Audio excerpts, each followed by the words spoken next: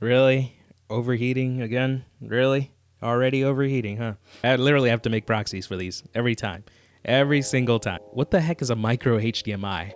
These are just a handful of the complaints that you're going to hear when you're looking around to learn more about buying the Canon R6. Now, there's reasons why people hate it, but it's not a terrible camera, okay? Or it's not really a terrible camera. It's actually a pretty good camera. It's got fantastic image quality, takes great photos. It's got the dual SD card slots, does 10-bit 422 internal video. It's got a lot going for it. It's a very, very solid camera, very good camera. But there are reasons why people hate it, okay? So I've had the opportunity to use this camera for a while. I've used it for several months in terms of using it for professional shoots, using it for personal life stuff, and really just have gotten very comfortable at using this camera. So I'm going to talk to you guys about some of those concerns, some of those issues that people hate this camera for, and I'm going to talk to them from the perspective of someone who's used it for a while, who uses this as my daily driver, just to give you guys a little bit of perspective on how big those issues are, or if they're things that you can live without. So let's dive right into it. Overheating is the first issue that people hate this camera over, and we knew about this issue from the get-go. When the first camera came out, when the first reviews started rolling out for the R6,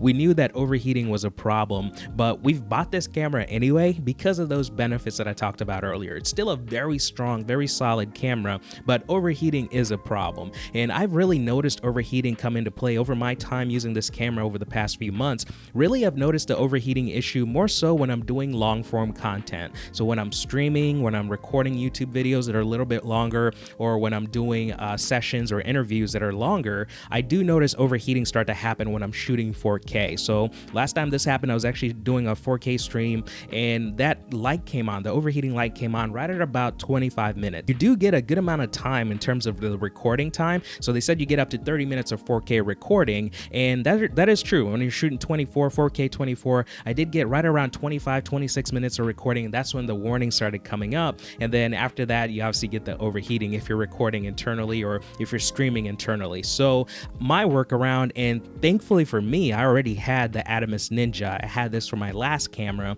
So thankfully I already had this, and this basically just supersedes the whole overheating issue. When you record through the Atomos Ninja, I never had any overheating issues with my camera because all the recording is happening externally. But big but, I shouldn't have to use a workaround on a $2,500 camera.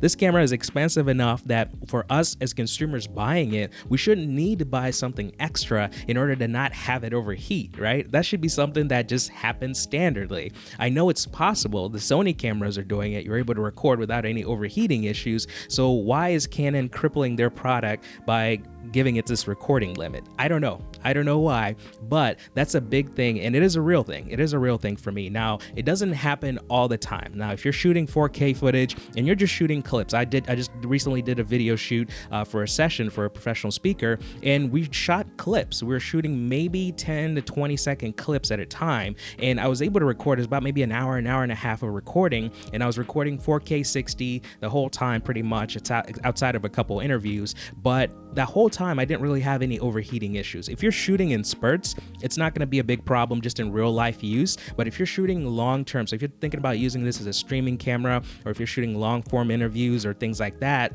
then that's where it becomes an issue. It does become an issue after a while, but it seems like it is more of a problem depending on your style of shooting. The Atomos Ninja is clutch when it comes to helping you work around the overheating issue, but it's also very critical in terms of working around the next issue, which is the difficulty of working with the internal footage of this camera. Now, this camera is awesome. It shoots 10-bit 422 internal, and that's very good. You get a lot of dynamic range. You're able to shoot C-Log. Very great, very good. But the issue is that it comes out as IPB, and it's very compressed and very difficult to work with. It's very difficult when it comes to editing. Whenever I take the footage from camera and put it into my DaVinci Resolve editor, and I'm trying to kind of scrub through and work through it, there's no way for me to use that footage and be able to scrub through it effortlessly. I literally have to create proxies, I have to create dummies, I have to use half resolution on the playback in terms of the editor in order to actually be able to use that stuff. So the footage coming out of the camera in terms of editing and how easy it is to work with,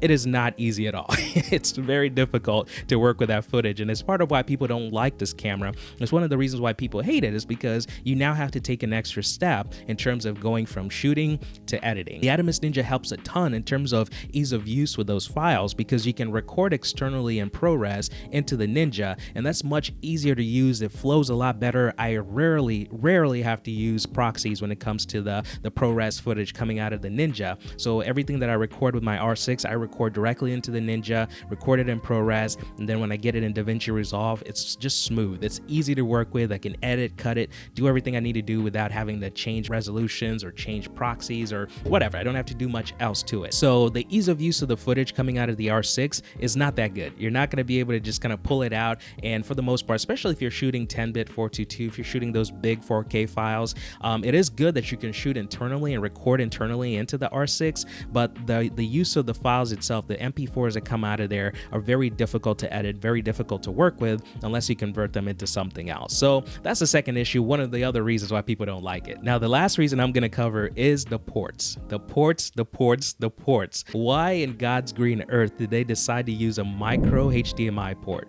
I mean, that is probably like the worst kind of port that you can put in here. I don't know the reasoning behind it. They allowed us to have the USB-C on the EOS R, and I really liked that one. It was easy to find cables for, it was easy to plug in and out, and it was good. I like that part. But the micro HDMI is super annoying because it's such a tiny port. It's so tiny that when you're just running and gunning, when you're in the flow of shooting and you need to maybe switch something out or pull a cable out, you really can't easily just unplug and plug back in. You know, you kind of have to pay attention, kind of try to find it and line it up a little bit easier. USB-C is kind of that oval shape, so it's just easy to go in, easy to go out, but this micro HDMI is just annoying. I mean, for me personally, it's a big nuisance to me. I just don't like having to have an extra step or something else to think about while I'm shooting, because if I need to take the cable out, I don't want to have to be like, well, let me reach in here, let me try to make sure I got it angled up right. I just feel like that micro HDMI is really unnecessary, really unnecessary. You could have used a bigger port in there,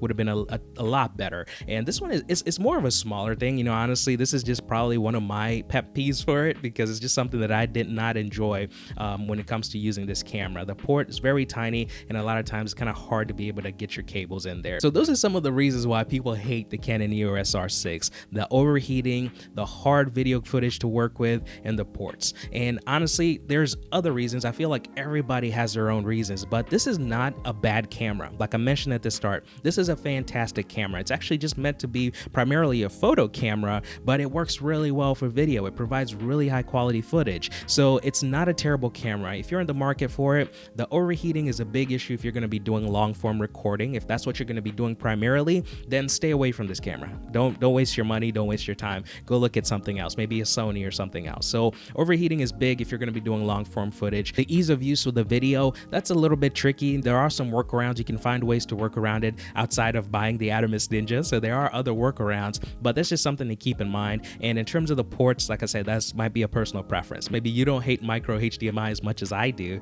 but that's just something to keep in mind as well. So overall, those are some of the reasons that I've seen and kind of my experience using the EOS R6 in terms of the reasons why people hate it. Obviously, you decide, you make your own decisions in terms of whether this camera is good for you or not, but hopefully this video helped you out. Hopefully just kind of gave you a perspective in terms of real world use and how it's turned out for me. If you have any questions, be sure to put them in the comments below. If you're new to this channel, be sure to subscribe and tune in next time right here on Cashed Out. Take it easy, guys.